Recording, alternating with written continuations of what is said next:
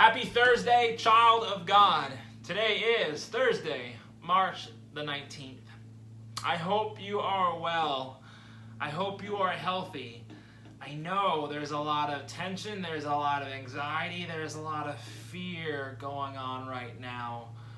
But I also know that today is the day that the Lord has made. Let me say that again. Today, yes, even today.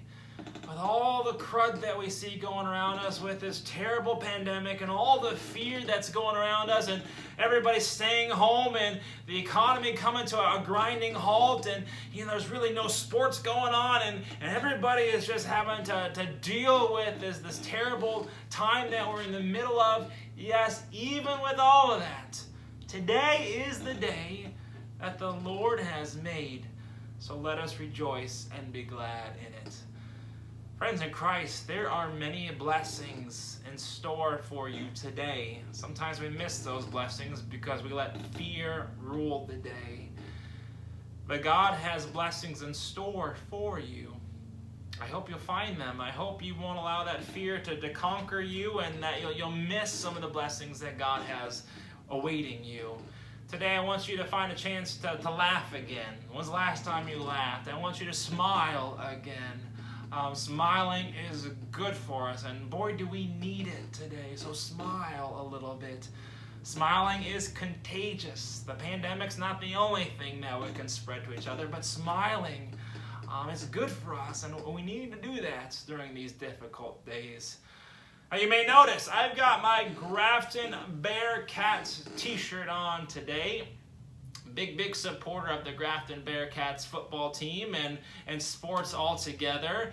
I've been very blessed to work with the football team the last 2 years. Very thankful for Coach Rich Board to help make these connections. The last 2 years I've been meeting with the football team to offer devotions and prayers with the young men as the season progressed. And one of the things that I've just grown to admire about the young men is the amount of work and the preparation that they had to put into this season. Almost all of what we see is on the Friday nights. When the lights turn on and then the big stage is set and there's a winner and there's a loser on the Friday night lights, right? That's what most of us think about when it comes to high school football. But those young men, boy, the amount of work and the amount of preparation that they put into the season is truly remarkable. They show up in June and July, the dog days of August, lifting weights and then getting their heart rates going so that physically they are ready for this season. Now, yesterday I left you with a little bit of a cliffhanger.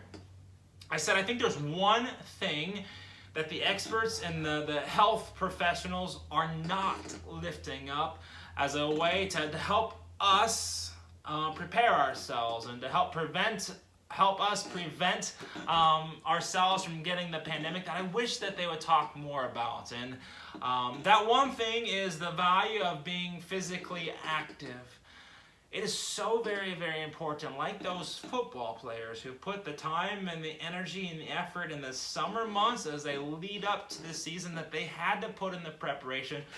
It's important for us as well that we keep our bodies going, that we find a way to be active each and every day, that we get our heart rate going for 30 minutes, because a healthy body, a healthy heart will help us if we get sick. If you get the cold, if you get the flu, or God forbid you come down with the coronavirus, if you are healthy going into that, your body is much more able and ready and equipped to fight it off when those moments come. The Bible passage that I've got on my heart and my mind today has to do with moving. Now, in the Bible, there weren't the sports like we have nowadays. There was no football, there was no baseball, there was no basketball, but there were track and field events. And the one person in particular in the Bible that uses sports as a way to put some type of meaning to our faith is the Apostle Paul. And the Bible passage I'm going to lift up to you today comes to us from Hebrews, the 12th chapter. And I love this because he's trying to have us envision ourselves that we're down on the track, running a race. So picture yourself, running the 1 mile or the 400-meter dash, whatever it might be. You're down on the track, and Paul has these words for us from Hebrews, the 12th chapter. Since we are surrounded by so great a cloud of witnesses, let us also lay aside every weight and the sin that clings so closely, and let us run with perseverance the race that is set before us, looking to Jesus, the pioneer and perfecter of our faith, who for the sake of the joy that was set before him endured the cross, disregarding its shame, and has taken his seat at the right hand of the throne of God.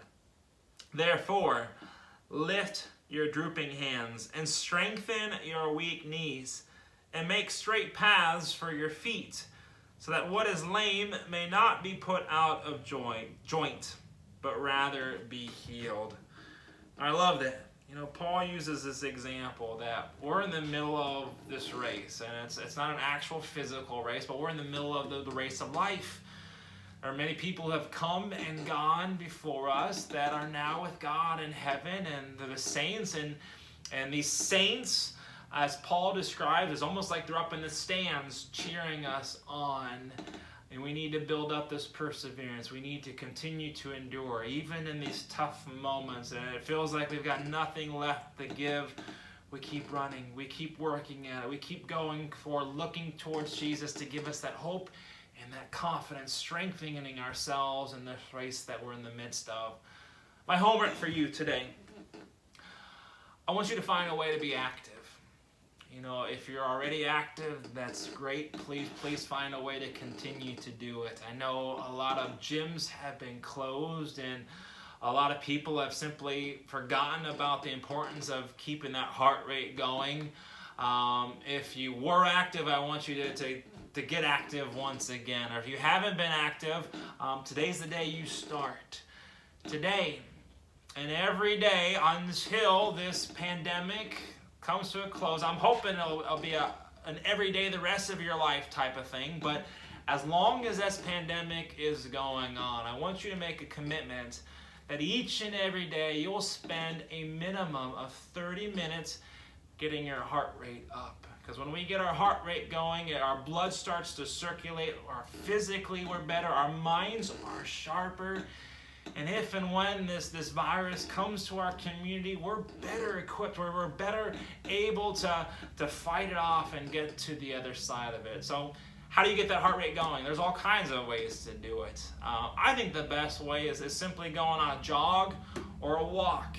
It doesn't have to be fast. It doesn't have to be something that you're just keeling over because you just feel like you've got nothing left inside of you. It's as simple as going outside and going on a 30-minute walk. Do it with a friend. I think there's this idea that we're supposed to be quarantined and we're not even supposed to go outside of our door. That's phooey. We're supposed to avoid crowds, but we're supposed to be, it's okay to go outside. So today, it's a warm day. Now there's some showers in the area, so try and time it right. But today, get outside. Go for that 30-minute walk. Train your body, equip your body. This body and this temple that God has blessed you with. So that's your homework for the day. I hope to see you back again tomorrow. Tomorrow's topic, I think you'll find to be a very interesting one. There's lots of things that as a society we are missing out on right now, and I think there's one thing in particular that people are really, really missing right now. I think it has a lot to teach us about where our priorities are. And since we're missing out on this right now, a lot of people are frankly freaking out and they don't know what to do with themselves. What does that teach us about ourselves? And what would God have to say about that? So thank you for stopping by. I hope you enjoy these daily devotionals. They'll keep coming to you as long as we're in the midst of this pandemic. But may God bless you, and I hope to see you back here again tomorrow at noon.